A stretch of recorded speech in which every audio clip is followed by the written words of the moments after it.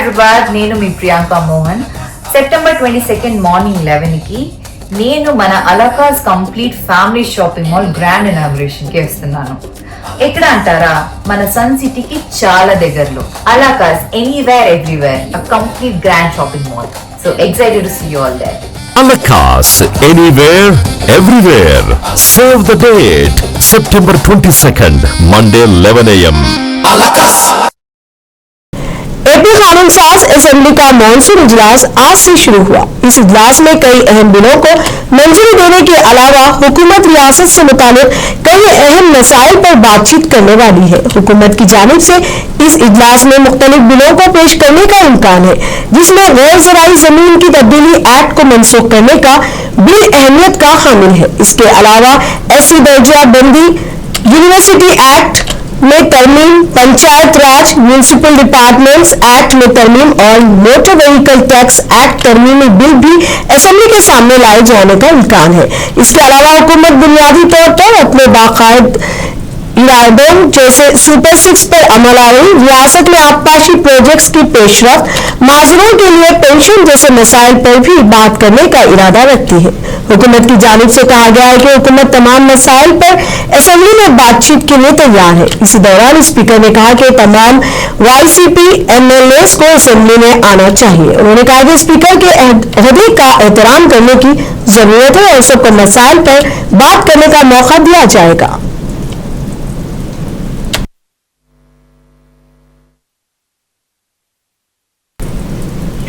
Andhra Pradesh assembly के speaker आयन्ना Patrudu की सदारत में असेंबली BAC का इजलास मुनक्किद हुआ। इजलास में वज़ीर आला चंद्रबाबू नायडू और मुख्तलिफ जमातों के नुमाइंदों ने शिरकत की। BAC के इजलास में असेंबली को 10 दिन चलाने का फैसला लिया गया। तेलुगुदेशम पार्टी ने असेंबली में 18 अमूर पर बहस की तजवीज पेश की है। आज के असेंबली सेशन में मुख्तलिफ अमूर पर सवाल व जवाब के सेशन में मुताल्लिका वज़रा ने कानून साज असेंबली और काउंसिल में अरकान असेंबली की जानिब से पूछे गए सवालात के जवाब दिए।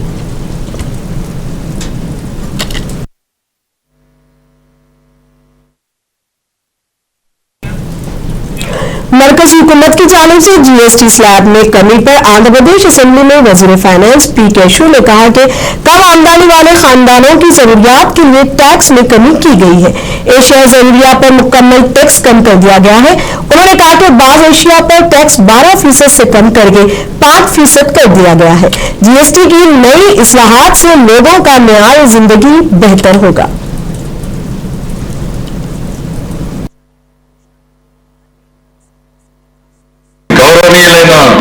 సభాపతి గారికి ఈ దేశంలో ప్రతి పౌరునికి ప్రత్యక్షంగాను పరోక్షంగాను లబ్ధి కలిగించే ఒక చారిత్రాత్మకమైన దిశానిర్దేశకమైన అంశంపై నేను ఈ సభలో ప్రకటన చేస్తున్నాను. గౌరవ ముఖ్యమంత్రి శ్రీ నారా చంద్రబాబు నాయుడు గారి సూచనల మేరకు ఈ సమిష్టి నిర్ణయానికి మన రాష్ట్రం ఒక నిర్మాణాత్మక సహకారం అందించిందని, ఇటీవల కాలంలో GST పన్నుల విధానంలో చోటు చేసుకున్న అతిపెద్ద సంస్కరణలలో ఒకదానికి రాష్ట్ర ప్రతినిధిగా బాధ్యత వహించడం నాకు గర్వకారణం.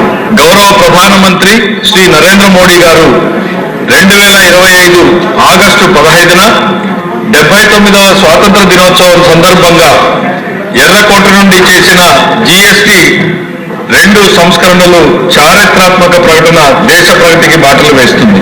ఈ సంస్కరణలను ముందుండి నడిపిన గౌరవ కేంద్ర ఆర్థిక శాఖ మంత్రి శ్రీమతి నిర్మలా సీతారామన్ గారి కృషి ప్రత్యేకంగా అభినందనీయం. GST మండలి 56వ సమావేశంలో వాటిని ఆమోదించింది.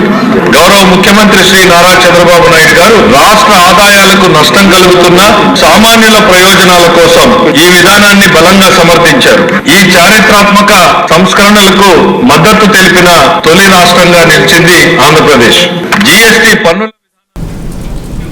आंध्र प्रदेश असेंबली इजलास के मौके पर अपोजिशन के अरकान असेंबली ने यूरिया की किल्लत व दिगर अमूर पर मुबाहिस का मुतालबा किया।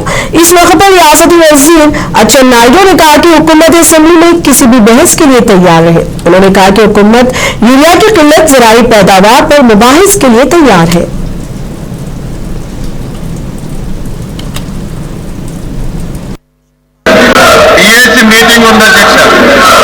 PAC మీటింగ్ లో మీరు సమయం కేటాయించండి.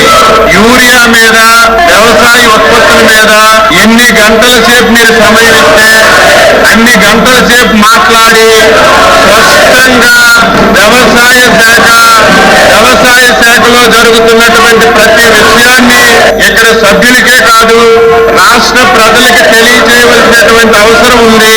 మేము రెడీగా ఉన్నాము.